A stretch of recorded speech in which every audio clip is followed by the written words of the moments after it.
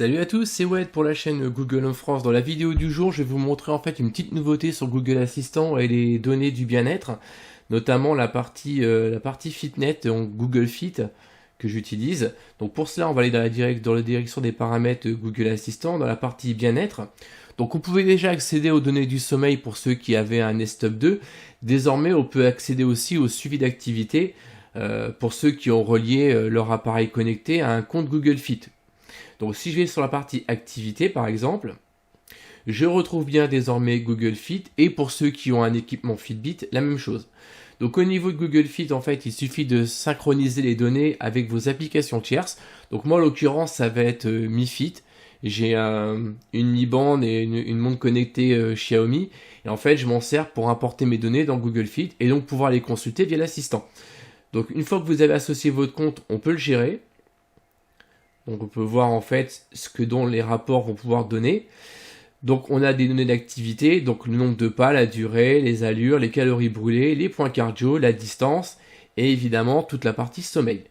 Donc maintenant ces fonctions-là sont directement interrogeables depuis l'assistant. Donc je vais vous montrer dans la vidéo tout de suite sur mon téléphone et après sur un Nest Hub. Quel est mon nombre de pas aujourd'hui ?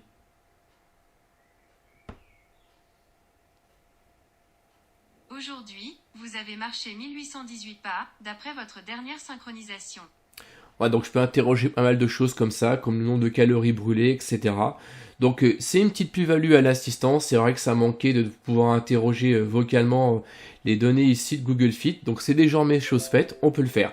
Donc je vais vous montrer maintenant dans la suite de la vidéo la même chose, mais sur un Nest Hub. Donc ça marche sur un Nest Hub Max ou un Nest Hub 2.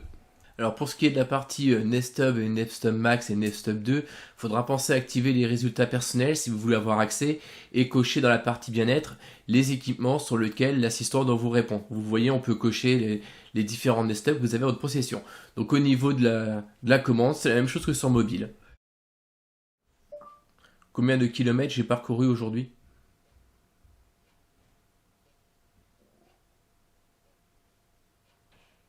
Aujourd'hui, vous avez fait du sport pendant 1,2 km, d'après votre dernière synchronisation. Donc voilà, c'est une petite plus-value à l'assistant et sur nos écrans connectés. Voilà, c'est tout pour la vidéo et moi je vous dis à la prochaine. Salut!